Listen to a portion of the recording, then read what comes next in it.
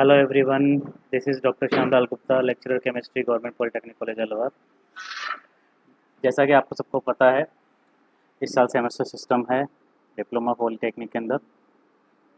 तो उसी को ध्यान में रखते हुए तथा कोरोना को ध्यान में रखते हुए ऑनलाइन क्लासेस से या ऑनलाइन टीचिंग के लिए हम वीडियो बना के डाल रहे हैं। तो उसी रिगार्डिंग कुछ वीडियो लास्ट टाइम पे जो मैंने डाले गए थे, उसके अंदर आपको रिकॉल कर देता हूँ मैंने क्या पढ़ाया था। कि उसके अंदर आपको बताया था कि वाटर क्या होता है, उसके अंदर उसके हार्डनेस किस प्रकार से होती है, हार्डनेस के कितने प्रकार के टाइप होते हैं और किस तरह से हार्डनेस इम्पैक्ट डालती है इंडस्ट्री के अंदर, हार्डनेस के क्या क्या डिसएडवांटेज है। जिसमें हमने स्केल एंड स्लज पढ़ा था, उसको रोकने के तरीके पढ़े थे तथा इसके अलावा कोरोजन पढ़ा था। अब आज हम पढ़ेंगे वाटर सॉफ्टनिंग मेथड कि पानी को मृदु करने की क्या विधियां हैं। उसमें पहली विधि है सोडा लाइम विधि। पहली विधि का स्टडी करेंगे आज इस वीडियो में, सोडा लाइम मेथड का वाटर पानी को मृदु करने की विधियां। ठीक है, तो दो तरह की विधियां आपके कोर्स में दे रखी है, एक तो सोडा लाइम विधि और दूसरी जियोलाइट विधि। तो पहले हम पढ़ेंगे सोडा लाइम विधि। देखिए सोडा लाइम विधि होती क्या है। इस विधि के अंदर पानी को सॉफ्ट करने के लिए सोडा तथा लाइम का उपयोग किया जाता है। जो पानी है उसे सॉफ्ट करने के लिए सोडा तथा लाइम का उपयोग किया जाता है। सोडा देखिए क्या होता है। सोडा जो होता है ये होता है Na2CO3, सोडियम कार्बोनेट को सोडा बोलते हैं। और लाइम होता है CaOH का होल ट्वाइस, कैल्शियम हाइड्रोक्साइड को लाइम बोलते हैं। जो सोडा होता है वो सोडियम कार्बोनेट कहलाता है, तो जो लाइम होता है वो कैल्शियम हाइड्रोक्साइड को लाइम बोलते हैं। क्लियर। तो सोडा और लाइम का उपयोग किया जाएगा। तो इस विधि की सबसे बड़ी खास बात क्या है इस विधि की, सोडा लाइम मेथड की, कि ये स्थायी और अस्थायी जो दोनों कठोरता है उसको दूर कर देती है। ठीक है, स्थायी और अस्थायी अगर आपको याद हो तो स्थायी कठोरता कैल्शियम और मैग्नीशियम के क्लोराइड, मैग्नीशियम क्लोराइड या कैल्शियम और मैग्नीशियम के सल्फेट की वजह से होती है, और अस्थायी कठोरता ये बाइकार्बोनेट्स की वजह से होती है। ठीक है, तो इन दोनों को रिमूव कर देती है आसानी से।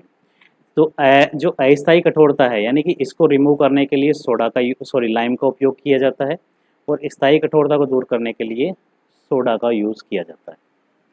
क्लियर। तो पहले हम देखते हैं अस्थायी कठोरता हम कैसे रिमूव करेंगे, फिर हम देखेंगे स्थायी कठोरता हम कैसे रिमूव करेंगे। पहले स्टडी करेंगे हम अस्थायी कठोरता की। ठीक है, चलिए देखिए। मैंने कहा अस्थायी कठोरता को दूर करने के लिए किसका उपयोग किया जाएगा, लाइम का, जस्ट अभी थोड़ी देर पहले बताया था आपको। और अस्थायी कठोरता किस वजह से होती है, कार्बोनेट्स की वजह से।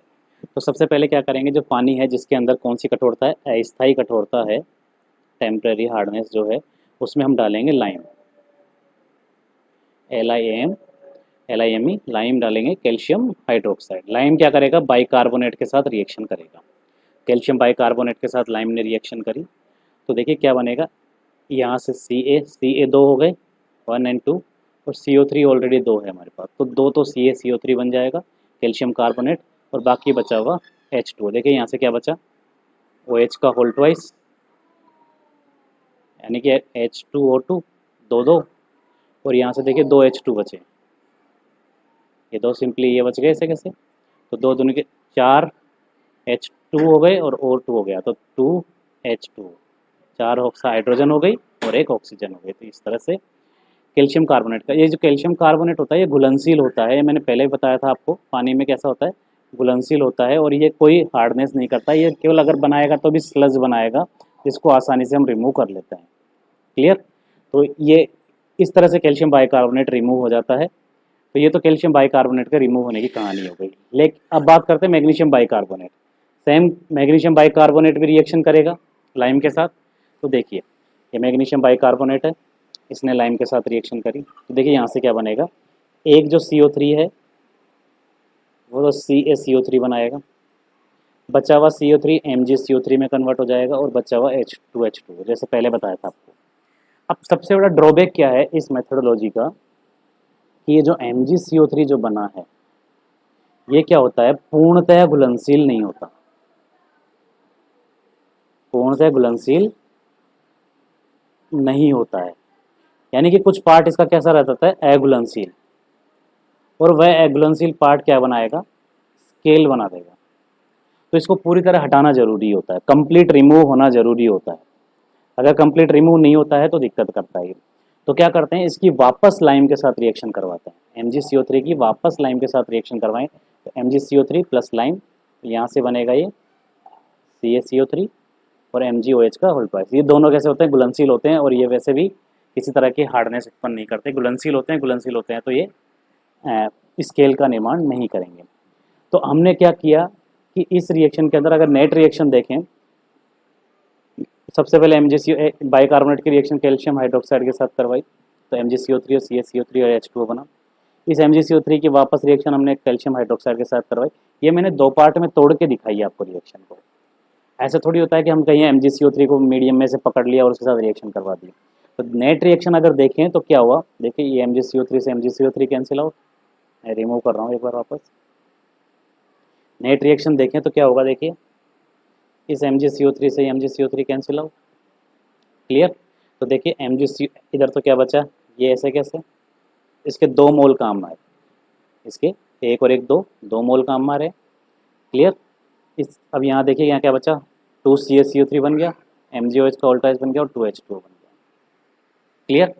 तो इस तरह से इसका फॉर्मेशन हुआ। तो अब देखिए यहाँ से जो समझने की चीज़ है वो ये है कि जस्ट अब इससे पहले थोड़ी देर पहले हमने कैल्शियम बाइकार्बोनेट की रिएक्शन करवाई थी। इस लास्ट पेज पे आते हैं। कैल्शियम बाइकार्बोनेट को रिमूव करने के लिए केवल 1 मोल लाइम की जरूरत पड़ी थी, क्योंकि यहाँ MgCO3 नहीं बना, यहाँ केवल कैल्शियम कार्बोनेट बना। तो यानी कि इसके 1 मोल को रिमूव करने के लिए 1 मोल ही इसकी जरूरत पड़ रही है, क्योंकि एक है ना यहाँ पर, क्लियर। और इस 1 मोल का मैंने बताया था, 1 मोल का अणुभार ग्राम में मात्रा वही होती है जो अणुभार के बराबर होती है, पहले के वीडियोस में आप देखिए। तो इसका 162 ग्राम और इसका होता है कैल्शियम का 40, 32 74 74 ग्राम। 74 इसका मोलिकुलर वेट है, मैंने पहले बताया था, एक बार रिकॉल कर देता हूँ आपको। मोल बराबर होता है ग्राम में मात्रा बटे अणुभार। तो मोल तो हो गया हमारा 1, तो बराबर हो गया ग्राम में मात्रा बटे अणुभार। तो ग्राम में मात्रा किसके बराबर हो जाएगी, अणुभार के, ठीक है। तो इसका अणुभार कितना है 162 और इसका अणुभार है 74, याद रखें आप ये। तो इसका 162 ग्राम के लिए कितना ग्राम लाइम चाहिए होगा ध्रुव करने के लिए, इसके अगर किसी पानी के अंदर कैल्शियम बाइकार्बोनेट की 1 मोल मात्रा उपस्थित है, यानी कि 162 ग्राम प्रेजेंट है, तो उसको दूर करने के लिए मुझे 74 ग्राम लाइम डालना पड़ेगा, क्लियर। अब सवाल आ जाए एग्जाम में कि तो बताइए 16.2 के लिए कितना लाइम चाहिए हो गया, पूछ ले आपसे कैल्शियम बाइकार्बोनेट के 16.2 ग्राम को दूर करने के लिए कितने लाइम की आवश्यकता पड़ेगी, ये सवाल आ जाए आपके एग्जाम में, तो आप कैसे करोगे। तो चूंकि जैसे आपको पता है, मैंने भी जस्ट थोड़ी देर पहले बताया आपको कि चूंकि 162 किलोग्राम के लिए कितना चाहिए 74 ग्राम लाइम, तो 1 के लिए कितना चाहिए होगा 74 बटे 162, तो 16.2 के लिए कितना चाहिए होगा, इंटू कितना कर देंगे 16.2, ये 10 बार, यानी कि 7.4 ग्राम लाइम की ज़रूरत पड़ेगी, क्लियर। तो इस तरह से न्यूमेरिकल एक आ जाता है। अब अगले पार्ट पे आते हैं, इस पे इसके नेट रिएक्शन में क्या हो रहा है, देखिए इसके 1 मोल को रिमूव करने के लिए 2 मोल कैल्शियम हाइड्रोक्साइड यानी कि लाइम की जरूरत पड़ी है, क्लियर। 1 मोल के लिए 2 मोल लाइम की जरूरत पड़ी है। तो 1 मोल का इसका अणुभार है 100, इसका अणुभार 146 होता, तो 146 हो जाएगा। तो 2 मोल का कितना हो जाएगा 2 इंटू 74, 1 मोल का 74 होता है, तो 2 का कितना हो जाएगा 2 इंटू 74 ग्राम। अब वही सवाल, चूंकि 146 ग्राम MgHCO3 का होल ट्वाइस को हटाने के लिए कितना लाइम चाहिए होगा 2 इंटू 74 ग्राम, यानी कि 148 ग्राम। इसलिए 1 ग्राम को हटाने के लिए कितना चाहिए होगा 148 बटे 146। अब सवाल कुछ भी आ जाए एग्जाम में, मान लेते हैं 14.6 ग्राम को हटाने के लिए कितना चाहिए होगा, तो 148 बटे 146 इंटू 14.6, 10 बार कटा है 10 से, यानी कि 14.8 ग्राम लाइम की आवश्यकता पड़ेगी। इस तरह से एक सवाल आ सकता है। तो तो आप हमेशा याद रखिए, अगर कैल्शियम बाइकार्बोनेट को रिमूव करना है तो उसके लिए हमें केवल 1 मोल लाइम की ज़रूरत पड़ेगी, जैसे कि अभी लास्ट रिएक्शन बताया था। लेकिन मैग्नीशियम बाइकार्बोनेट के केस में ऐसा नहीं है। 2 मोल की क्यों ज़रूरत पड़ी? क्योंकि एक बार क्या बनता है MgCO3, जिसे वापस, जो कि पानी में घुलनशील रहता है, पानी में पूर्णतः घुलनशील नहीं रहता है, कुछ पार्ट इसका अघुलनशील रहता है जो कि स्केल जमा सकता है। इसको रिमूव करने के लिए वापस इसकी रिएक्शन करवाते हैं, तो ये नेट रिएक्शन इस तरह से होती है। तो इस तरह से अस्थायी कठोरता हम दूर कर लेते हैं लाइम की सहायता से। चलिए अब आते हैं स्थायी कठोरता पर। बात करते हैं स्थायी कठोरता। इसको दूर करने के लिए देखिए, पहले बात तो वो आपसे सवाल किया जाता है कि किसकी वजह से होता है, तो कैल्शियम और मैग्नीशियम के क्लोराइड एंड सल्फेट की वजह से होती है। क्लियर? दूर करने के लिए किसका यूज़ करेंगे? सोडे का यूज़ करेंगे, सोडा, यानी कि Na2CO3। क्लियर? चलिए देखते हैं कैसे दूर करेंगे। First of all calcium chloride की बात करते हैं। कैल्शियम क्लोराइड को दूर रिएक्शन करवाई किसके साथ? सोडे के साथ, Na2CO3। यहाँ से देखिए कैल्शियम कार्बोनेट बन जाएगा, बचा हुआ NaCl। NaCl नमक होता है, पानी में रहे तो भी कोई दिक्कत नहीं है, ये घुलनशील होता है, इजीली रिमूव हो गया। इसी तरह कैल्शियम सल्फेट की बात करें तो यहाँ से क्या बन जाएगा? ये Na2SO4 और कैल्शियम कार्बोनेट। Na2SO4 पानी में घुलनशील रहता है तो कोई तरह का स्केल नहीं बनाएगा, नो स्केल। यहाँ पर नो स्केल, यानी हार्डनेस रिमूव हो गई दोनों इजीली।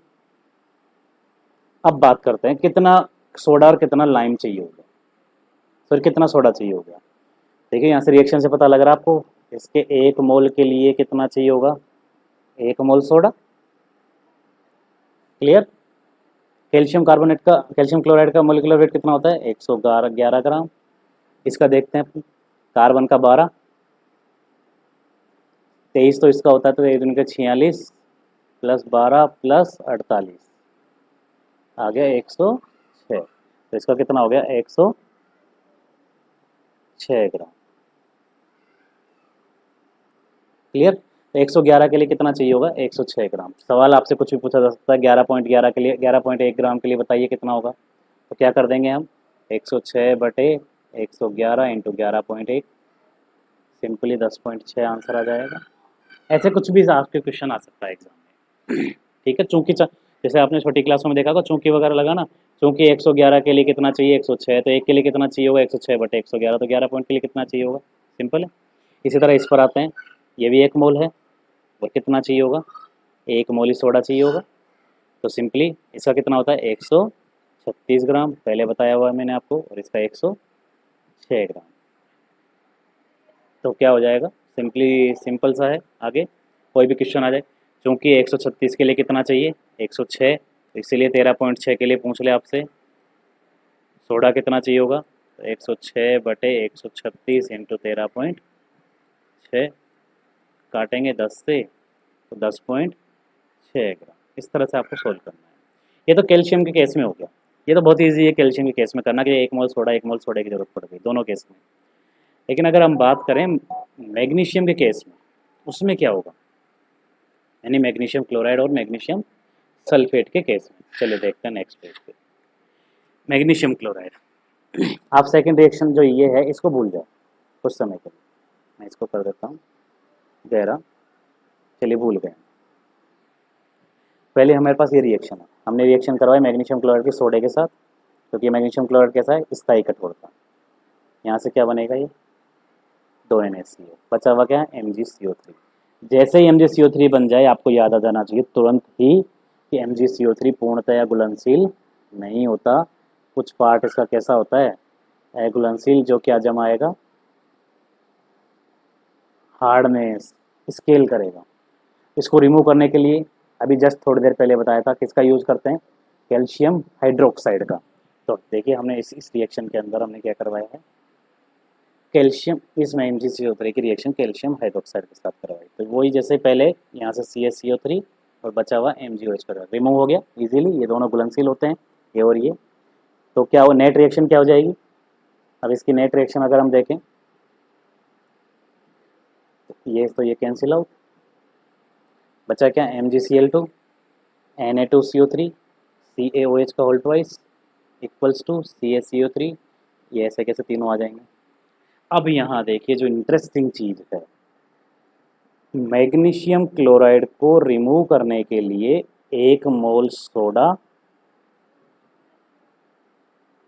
यानी कि ये, प्लस 1 मोल लाइम की ज़रूरत पड़ी है, यानी दोनों चाहिए मैग्नीशियम क्लोराइड को रिमूव करने के लिए। अब तक आप पढ़ते आ रहे थे केवल एक से रिमूव हो रहा था, लेकिन नहीं, इस मेथडोलॉजी में यानी कि मैग्नीशियम क्लोराइड को पूर्णतः रिमूव करने के लिए, क्योंकि मैग्नीशियम कार्बोनेट बनता है, इसको रिमूव करने के लिए किसकी रिएक्शन करवाते हैं, लाइम के साथ। तो 1 मोल सोडा और 1 मोल लाइम दोनों चाहिए हो गया। चलिए देखते हैं, 1 मोल ये हो गया, इसी तरह 1 मोल ये हो गया, और इसी तरह 1 मोल ये हो गया। क्लियर। 1 मोल का कितना होता है इसका 95 ग्राम, याद होना चाहिए आपको। इसका 106 ग्राम और इसका 74 ग्राम। तो वही सवाल पूछ ले कि 9.5 के लिए कितना सोडा और कितना लाइम चाहिए होगा। दो सब आपसे इससे पूछा जा रहा है कि 9.5 MgCl2 को दूर करने के लिए कितना लाइम और कितना सोडा चाहिए होगा। तो दोनों को अलग अलग करेंगे आप, देखिए कैसे। चूँकि 95 ग्राम के लिए सोडा कितना चाहिए 106 ग्राम, यहाँ से, तो इसलिए 1 ग्राम के लिए कितना चाहिए होगा 106/95। तो मैंने सवाल पूछा 9.5 के लिए कितना चाहिए होगा, तो इससे 9.5 से गुणा कर देंगे सिंपली, कितना आएगा 10.6 ग्राम तो सोडा चाहिए होगा। क्लियर। अब पूछ ले लाइम कितना चाहिए होगा, तो चूंकि 95 ग्राम के लिए कितना लाइम चाहिए होगा 74 ग्राम, यहाँ से देखिए आप, तो 1 के लिए 74/95, इसीलिए 9.5 के लिए कितना, तो गुणा करेंगे अपन, सिंपल कैलकुलेशन है, तो 7.54 ग्राम। क्लियर। तो इस तरह से अपन कैलकुलेट कर लेंगे इसको बहुत सिंपल तरीके से। न्यूमेरिकल जब अपन करेंगे तो एक बार न्यूमेरिकल समझ में आया, न्यूमेरिकल जब पार्ट देखेंगे तो बहुत इजीली समझ में आ जाएगा ये मेथोडोलॉजी। फिलहाल आपको जो याद रखना है वो ये याद रखना है कि मैग्नीशियम वालों को रिमूव करने के लिए सोडा और लाइम दोनों की जरूरत पड़ेगी, जबकि कैल्शियम को रिमूव करने के लिए, कैल्शियम क्लोराइड कैल्शियम सल्फेट के लिए केवल सोडा की जरूरत पड़ेगी। क्लियर। अभी मैग्नीशियम का एक सोल्ट और बचा हुआ है, मैग्नीशियम सल्फेट। चलिए उसकी भी कहानी चेक करते हैं, उसकी कहानी में भी क्या होता है।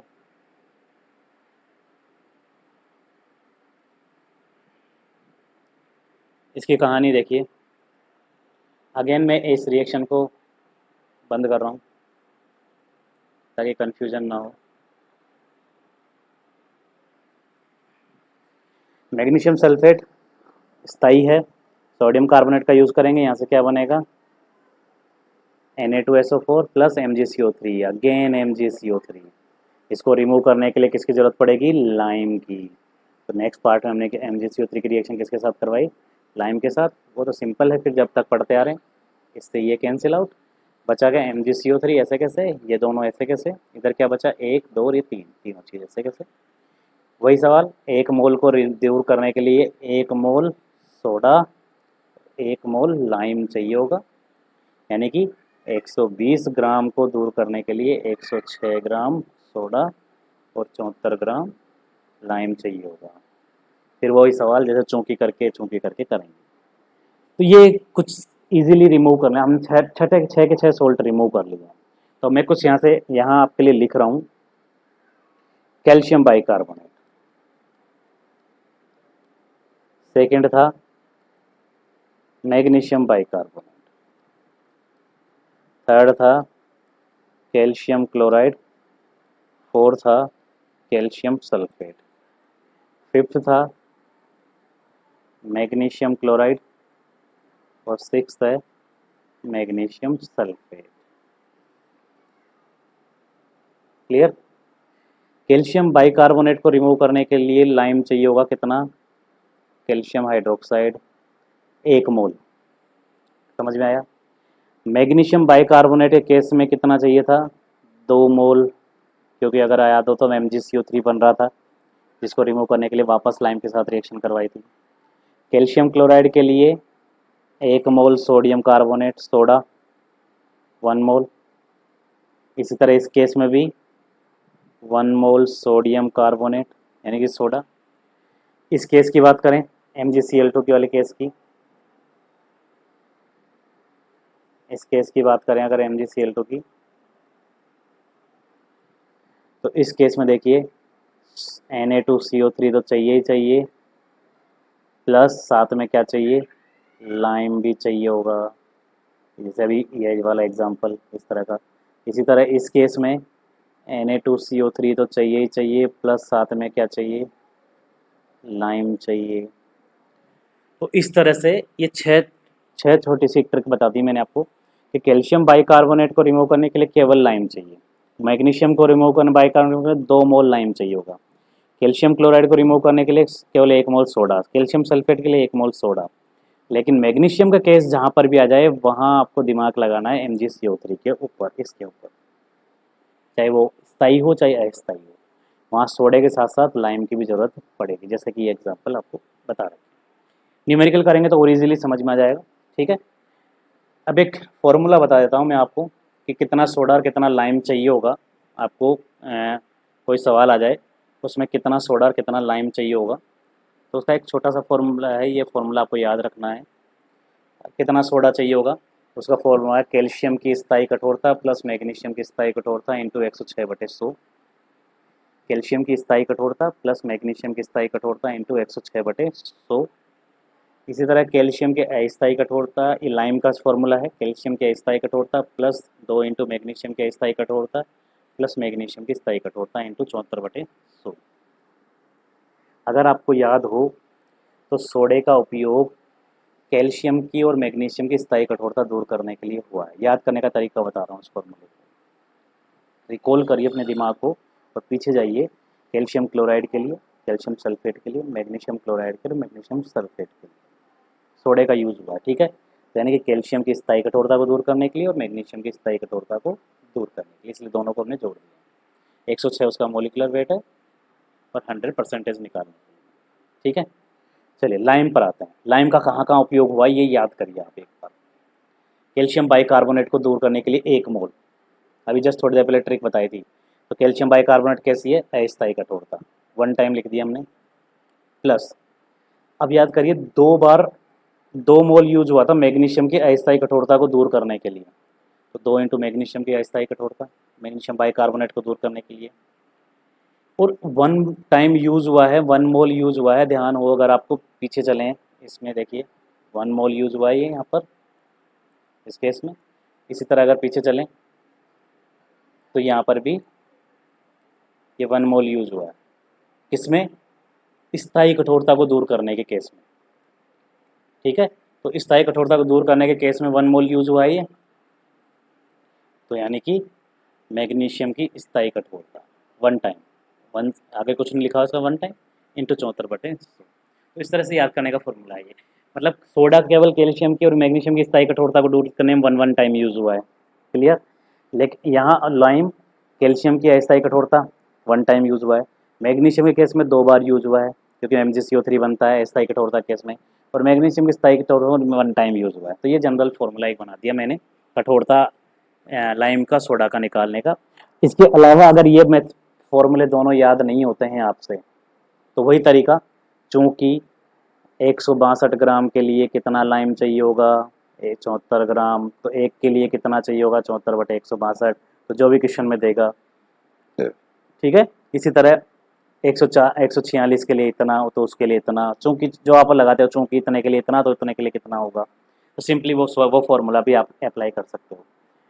ठीक है, तो दोनों तरीके हैं, दोनों तरीके से न्यूमेरिकल अपन नेक्स्ट पार्ट के अंदर देखेंगे कि कैसे नेक्स्ट न्यूमेरिकल इसके सोल्व करते हैं, वो अपन नेक्स्ट पार्ट के अंदर सोल्व करेंगे। क्योंकि न्यूमेरिकल समझ में आएंगे तो ही आपको ये मेथडोलॉजी समझ में आएगी, वरना मेथडोलॉजी समझ में थोड़ा डिफिकल्ट है। ये बात अदरवाइज इसके अलावा आप पढ़िए, अच्छे से पढ़िए, कोई प्रॉब्लम आती है तो आप पूछिए, लेकिन ये मेथडोलॉजी आती है, न्यूमेरिकल जरूर आता है इससे रिलेटेड, एक एग्जाम में हर साल आता है, पूछा जाता है, तो आप पढ़िए इसको, और कोई प्रॉब्लम आती है तो आप कमेंट कर सकते हैं। ठीक है।